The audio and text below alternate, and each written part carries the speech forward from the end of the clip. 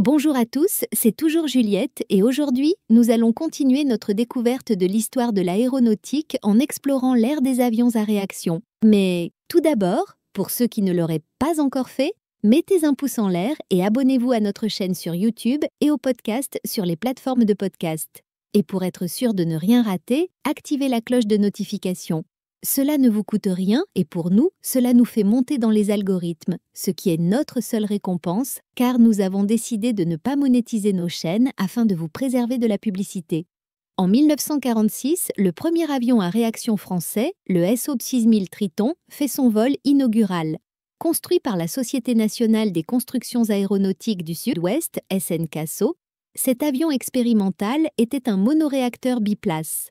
Le prototype, piloté par Daniel Rastel et Armand Rimbaud, effectue son premier vol le 11 novembre 1946 à Orléans-Brissy. Initialement prévu pour être équipé d'un réacteur français, le Rato Anxionase GTS 65, il utilise finalement le réacteur allemand Junkers-Jumo 004B2 en raison de retard dans le développement du moteur français. Qu'est-ce qu'un réacteur ? Un moteur à réaction est un moteur destiné à la propulsion de véhicules, majoritairement aériens. Le principe de base repose sur la projection d'un fluide dans une certaine direction, transmettant ainsi une poussée au véhicule dans la direction opposée. Le premier turboréacteur est présenté par le Roumain Enrico Anda au Salon de l'aéronautique en 1910. Toujours en 1946, le premier siège éjectable opérationnel est testé en vol le 24 juillet. Conçu par la société aéronautique britannique Martin Baker, ce dispositif est testé sur un chasseur à réaction Gloster Meteor. Le pilote d'essai, Bernard Lynch, s'éjecte avec succès à 500 km/h et à plus de 2400 mètres d'altitude. En 1947, un avion franchit pour la première fois le mur du son. À bord d'un Bell X-1, Chuck Yeager atteint une vitesse supérieure à 1000 km/h le 14 octobre. Le mur du son, une limite physique aérodynamique, est caractérisé par l'atteinte d'une vitesse égale à celle du son dans l'air, provoquant une onde de choc. L'exploit de Yeager est historique, marquant une avancée significative dans l'aéronautique. Il existe néanmoins une polémique à ce sujet. Un ancien pilote allemand de la Luftwaffe, Hans-Guido Muttke, a affirmé avoir été le premier à franchir le mur du son en 1945, 2 ans avant le célèbre pilote d'essais américain Chuck Yeager. En 1945, Muttke était en phase décollage sur le célèbre chasseur à réaction Messerschmitt 262. Le 9 avril, il effectuait un vol d'entraînement à une altitude de 12 000 mètres quand un Mustang attaqua un Me-262 de son escadrille. Muttke entama une descente en piqué, plein gaz, et fondit sur l'Américain pour défendre son coéquipier. À ce moment, son Me-262 se mit à vibrer violemment et les commandes cessèrent de répondre. Après ce piquet fou, Muttke réussit néanmoins à reprendre le contrôle de l'appareil. Mais plusieurs instruments de bord avaient été endommagés et l'indicateur de vitesse était, lui, resté bloqué à 1100 km/h. Le 14 septembre 1953 est officiellement créée la Patrouille de France. Sa mission est de représenter l'armée de l'air et d'être l'ambassadrice de l'aéronautique française à l'étranger. Stationnée sur la base aérienne 701 de Salon de Provence, elle est considérée comme l'une des meilleures formations acrobatiques au monde. Ses avions successifs sont le Mystère 4, le Fouga Magister, puis l'Alpha J depuis 1981. Un an plus tard, en 1955, la Caravelle, premier avion de ligne biréacteur français, vole pour la première fois. Elle est capable de transporter 55 à 65 passagers sur des lignes de plus de 2000 km. Ces réacteurs placés à l'arrière, contre le fuselage, en font un avion extrêmement confortable. En 1959, le Mirage 4 de Dassault fait son premier vol, devenant le premier vecteur de la bombe nucléaire française. En 1961, l'avion américain X-15 bat un nouveau record de vitesse à 4265 km/h. En 1963, le Dassault Falcon 20 effectue son premier vol, appliquant des solutions techniques éprouvées dans le domaine militaire. En 1966, le premier vol du Hawker Harrier, premier avion à décollage et atterrissage vertical, a lieu. Le Harrier, bien que généralement utilisé pour des décollages courts et des atterrissages verticaux, joue un rôle crucial pendant la guerre des Malouines en 1982.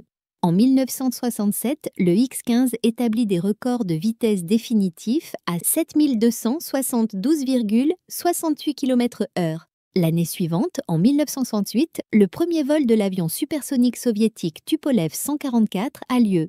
Surnommé Concordski en raison de sa ressemblance avec le Concorde, cet appareil rencontre toutefois des problèmes de sécurité. En 1969, le Boeing 747 Jumbo Jet effectue son premier vol, devenant le plus grand avion de ligne de l'époque. La même année, le Concorde fait son premier vol à Toulouse-Blagnac, piloté par André Turcat. Avec une vitesse de croisière de Mach 2, le Concorde révolutionne le transport aérien jusqu'à son retrait en 2003. En 1970, les premiers Boeing 747 sont livrés à Air France pour la ligne Paris-New York. En 1972, l'Airbus A300 effectue son premier vol, marquant le début de l'aventure Airbus. La même année, le Robin DR400, un avion de tourisme très utilisé dans les aéroclubs, est mis sur le marché. En 1973, le système de positionnement global, GPS, est mis en service, initialement à des fins militaires. Les premiers vols commerciaux du Concorde commencent en 1976, reliant Paris à Rio et Londres à Bahreïn. En 1978, le Mirage 2000 effectue son premier vol. L'ATR-42, un avion de transport de passagers à turbopropulseur, vole pour la première fois à Toulouse en 1984. En 1986, l'avion expérimental américain Voyager réussit un tour du monde sans escale et sans ravitaillement. Il effectue 42 000 km en 9 jours de vol. 1986 est également l'année du premier vol du Rafale. En 1987, c'est l'A320 qui effectue son premier vol. Il est également le premier avion de ligne à commande de vol électrique. En 1991, c'est au tour de l'A340 d'effectuer son premier vol. Le premier vol de l'A380 est effectué le 25 avril 2005. L'A380 est encore actuellement le plus gros avion civil de transport de passagers en service et le troisième plus gros avion. Le 25 octobre 2007, c'est la première mise en service commercial de l'A380 pour le client Singapore Airlines. Le 15 janvier 2009, Chesley Sullenberger fait amérir un Airbus A320 sur le fleuve Hudson suite à une collision aviaire. Tous les passagers ont été sauvés. Cet exploit est raconté dans le film Sully avec Tom Hanks. Le 11 décembre de cette même année, c'est l'A400M qui vole pour la première fois. L'Airbus A400M Atlas est un avion de transport militaire polyvalent conçu par Airbus Military, entré en service en 2013. Le 14 octobre 2012, Félix Baumgartner est le premier homme à franchir le mur du son en chute libre en atteignant Mach 1,25, 65 en jour pour jour après le premier franchissement du mur du son en avion par Chuck Yeager. Équipé d'une combinaison pressurisée munie d'un récepteur GPS et d'une centrale inertielle permettant de mesurer sa vitesse et son orientation, ainsi que d'un enregistreur pour la validation de ses records, Félix Baumgartner prend place dans une capsule suspendue à un ballon gonflé à l'hélium et haut de 101 à 180 mètres selon l'altitude et la pression, qui le hisse dans la stratosphère.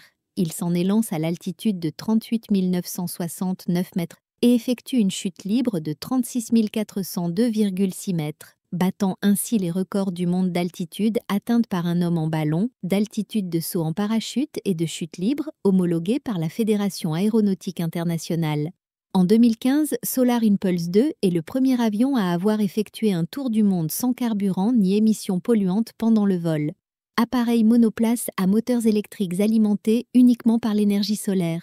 Solar Impulse 2 décolle le 9 mars 2015 d'Abu Dhabi avec des escales pour changer de pilote et présenter l'aventure au public ainsi qu'aux autorités politiques et scientifiques. Il achève avec succès son tour du monde le 26 juillet 2016 en atterrissant à Abu Dhabi après avoir parcouru 43 040 et 1 km en 17 étapes uniquement grâce à l'énergie solaire.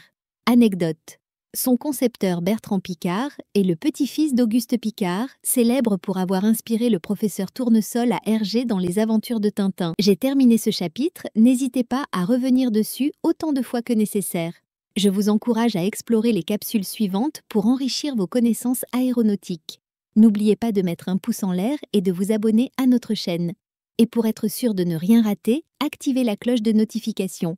Vous pouvez également poser vos questions en commentaire ou nous dire ce que vous pensez de cette capsule.